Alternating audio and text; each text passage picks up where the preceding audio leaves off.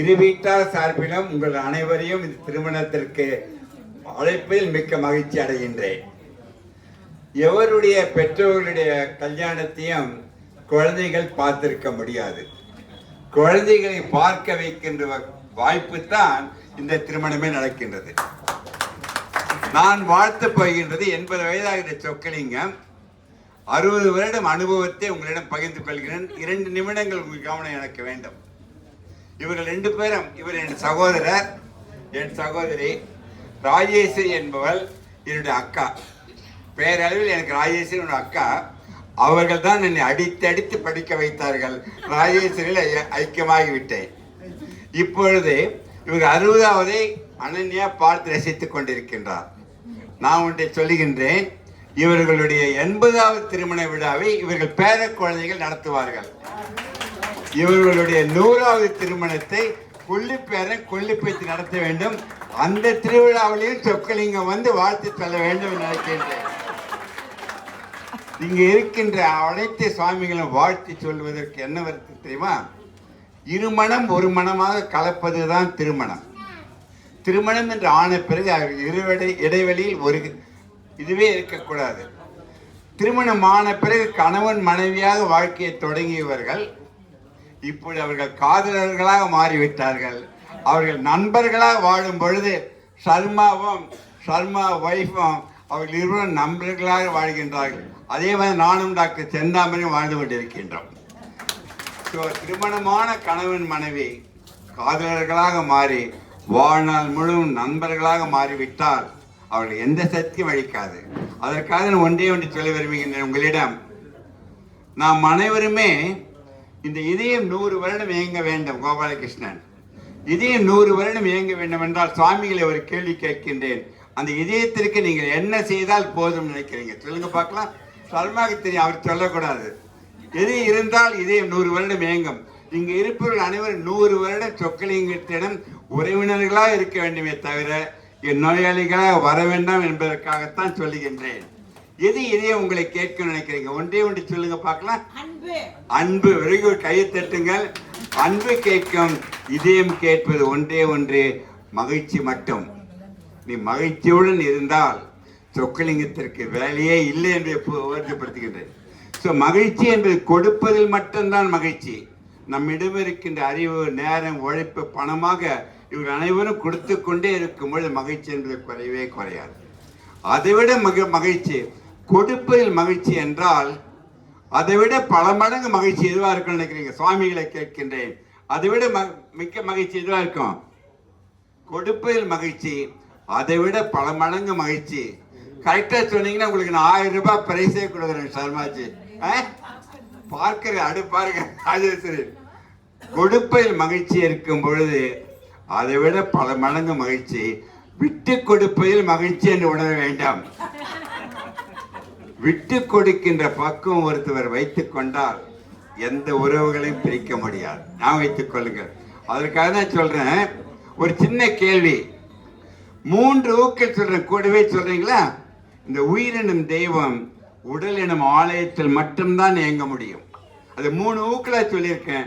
3 ஊக்கள் நீங்க சொல்லணும் கூடவே. கோபாலகிருஷ்ணன் என்ன தெரியுமா? சத்தமோடு சொல்லணும். உணர்வு, உணவு, உடற்பயிற்சி. இந்த 3 ஊக்களை சொக்கலிங்கம் 60 வருடமாக உலக மக்களுக்கு 3 மந்திரங்களாக சொல்லிக் கொண்டிருக்கின்றேன். என் சகோதரர்களுக்கு சொல்லுகின்றேன். 3 மந்திரங்கள் சொல்றேன், கூடவே சொல்றீங்களா? அது முடிச்சு மந்திரம் சொல்ல போறேன். 3 மந்திரம் என்ன தெரியுமா? சத்தம் மட்டும் எல்லாமே சொல்லுகின்ற வேண்டும். எண்ணுகின்ற எண்ணம் சீராக, உண்ணுகின்ற உணவு சீராக, சீரான உடற்பயிற்சி. இந்த 3 மந்திரங்களை கடைபிடித்தால் இங்க இருப்பவர்கள் அனைவரும் 100 வருடம் என் நண்பர்களாக, உறவினர்களாக மட்டும்தான் இருப்பீர்கள். அதான் அடிக்கடி சொல்றேன், வெற்றி அடைவது மகிழ்ச்சி அல்ல, மகிழ்ச்சியுடன் இருப்பதுதான் வெற்றி என்று உணர்ந்து வாழ கற்றுக்கொள்ள வேண்டும். இப்ப ஏதாவது உங்களை சிரிச்சு சொன்னா, உங்களை எப்ப கைத்தட்டுன்னு சொன்னா, சிரிக்கின்ற சக்தியும் கைத்தட்டுகின்ற சக்தியும் கடவுள் கொடுத்த வரம் மனிதர்களுக்கு. சிரிக்கும் பொழுது, கைத்தட்டும் பொழுது வர என்டார்பின் என்ற ஹார்மோன் சுரக்கின்றது. அந்த என்டார்பின் என்பது உள்ளே சுரக்கின்ற மார்பின் உங்களை 100 வருடம் கடந்து வாழ செய்யும். கைத்தட்டும் பொழுது சுவாமிகள் பாரு, அவ்வளவு தூரம் அருமையா பேசுனீங்க. கைத்தட்டும் பொழுது உள்ளங்கையில் எல்லா உறுப்புகளும் பதிவாக இருக்கின்றன. பதிவான உறுப்புகள் கைத்தட்டும் பொழுது அக்கு பிரஷரால் தூண்டப்பட்ட உணர்வுகள் மூளைக்கு சென்று அனைத்து உறுப்புகளையும் 100 வருடம் கடந்து இயங்க வைக்கின்ற சக்தி நீங்கள் பலமாக கைத்தட்டுவதால் மட்டும்தான் என்று நான் பதிவு செய்கின்றேன். நான் என்னுடைய சர்மாஜியை கேட்க வேண்டும், நீங்கள் கைத்தட்டி இது சொக்கலிங்க பேச்சிற்கா இல்லாவிடில் உங்கள் உடல்நலத்திற்கா கைத்தட்டினீர்களா என்றுக்கு வேண்டினில் ராஜேஸ்வரி பொய் பேச தெரியாது என்று வைத்துக் கொள்ளுங்கள். வாழ்க்கையின் பயணம் ஒரே ஒரு கேள்வியுடன் முடிக்கின்றேன். உங்கள் வாழ்க்கையின் பயணம் அமைதியை தேடியா மகிழ்ச்சியை தேடியா? கரெக்டா சொன்னீங்கன்னா அவங்களுக்கு 1000 ரூபாய்க்கு சர்மாஜி. அமைதியை தரு பார்த்தீங்களா?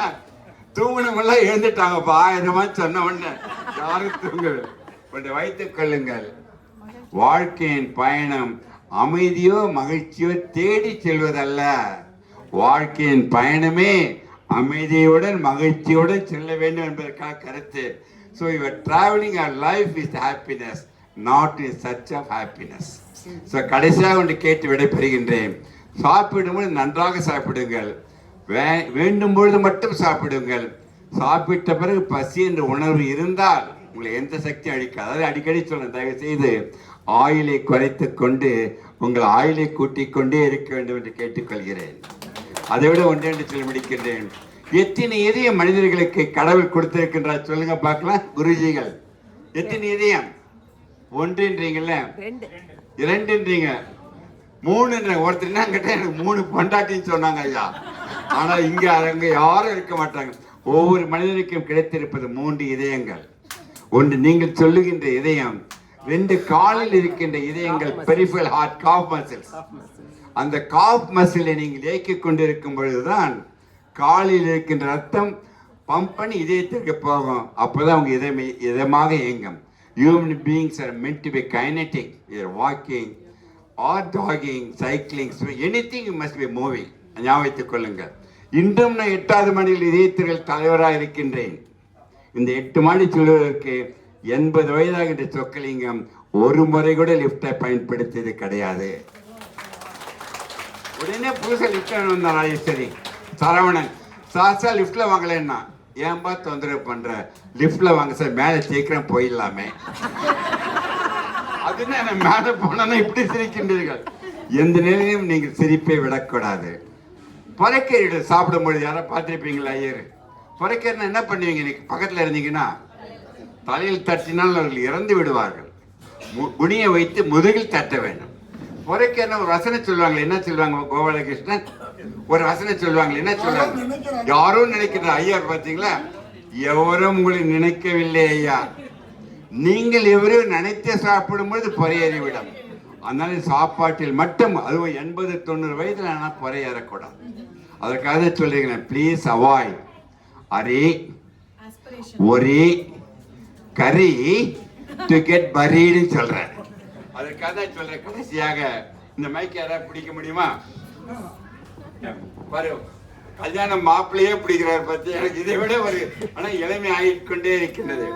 ஒன்றே ஒன்று காட்டுவதற்காக, இந்த கோடு என்பதுதான் நம் வாழ்க்கை.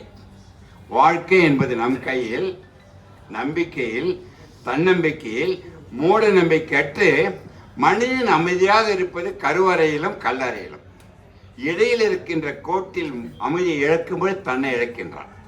இந்த 3 மந்திரங்களை வைத்துக்கொண்டு வாழ்க்கையின் பயணம் அமைதியாக இருந்தால், அனைவரும் கவனம் பார்க்கணும், பொண்ணு மாப்பிளையும் பார்க்கணும். இதை பாருங்களேன், இந்த கோட்டை நீங்கள் கூட்டிக் கொண்டே இப்படி ராஜேஸ்வரி சிரிக்கிறத பார்த்தா எங்க அக்கா சிரிக்கிற மாதிரி. இல்லைல்ல சொக்கலிங்க, வசனம் பேசாதே, கடைபிடிக்க மாட்டேன் என்றால் கோடு குறைந்து போய்விடும். ஸோ கூட்டுவதோ குறைப்பதோ அவர்கள் கையில் தான் தவிர இறைவனிடமோ சொக்கலிங்கத்திடமோ இவர்கள் ஐயர்களிடமோ கிடையாது. அவர்கள் இதயத்தை அவர்கள் தான் காப்பாற்றிக் கொள்ள முடியும். அதை வழி சொல்லுகின்றேன், நீங்கள் கடைபிடிக்க வேண்டும். கடைசியாக ஒன்றை சொல்லி பிடிக்கின்றேன், உங்கள் வாழ்க்கையை எவரை பார்த்தியும் நீங்கள் காப்பி அடிக்காதீர்கள். உன் வாழ்க்கையை நீ நினைத்து அருமையாக வாழ கற்றுக்கொள்ள வேண்டும். வாழ்க்கையின் பயணம் ஒரு இனிமையான அமைதியான பயணமாக இருக்க வேண்டும் என்று கேட்டு கடைசியாக ஒன்று சொல்லி முடிக்கின்றேன். நான் பேசுறது யாருக்கா பிடிக்குதா பிடிக்கலையா? ஓ, யாராவது ஒரு அம்மா கை தூக்கினா வச்சு பிடிக்கலன்ட்டு உடனே நிறுத்திட்டு நான் போயிடுவேன் நினைக்கிறீங்களா? முடிச்சுட்டு சாப்பிட்டு தான் போல இருக்கின்றேன். வாழ்க்கை ஒரு கணக்கு என்று ஞாபகம் வைத்துக் கொள்ளுங்கள். கணக்கு என்றால் கால்குலேட்டர் இருக்கு இல்லைங்கய்யா, அது கால்குலேட்டர் இருக்கிறதுல நல்லதை கூட்டி கெட்டதை கழித்து அறிவை பெருக்கி நேரத்தை சீராக வகுத்து நீ சமநிலையில் வாழ கற்றுக்கொண்டால் நாம் நலமுடன் வாழ்ந்து நம்மை சார்ந்திருக்கின்ற சமுதாயத்தை வாழ வைக்கும் கருவியாக நம் அனைவரும் மாற வேண்டும் என்று கேட்டுக்கொண்டு, மேல்படி செல்ல கீழ்ப்படிகள் வேண்டும். மேலே சென்ற பிறகு நாம் அனைவரும் கீழ்ப்படிந்து நம் சமுதாயத்தை மேம்படுத்துவதற்காகத்தான் என் சகோதரி சர்மா, அவருடைய செக்ரட்டரி நாராயணன் உலக மக்களுக்கு உழைத்து கொண்டிருக்கின்றார்கள். மாதம் மாதம் அந்த டைம் பார்க்குற மாதிரி உங்ககிட்ட தான் நிறைய கற்றுக்கிட்டாங்க சர்மாஜி. அவருக்கு நன்றி சொல்லி விரைவில் சர்மாஜியுடைய 100வது பிறந்த நாள் சொக்கலிங்கம் தலைமையில் சிறப்பாக நடத்த வேண்டும் என்று கேட்டுக்கொண்டு வாழ்த்தி விடைபெறுகின்றேன். நன்றி, வணக்கம்.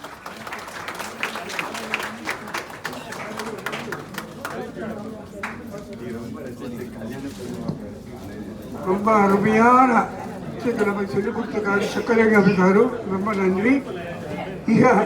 இப்போ நமக்கு அடுத்த லஞ்ச் டைம் ஆயிடுச்சு. எல்லாருமே லஞ்சுக்கு சாப்பிட்டு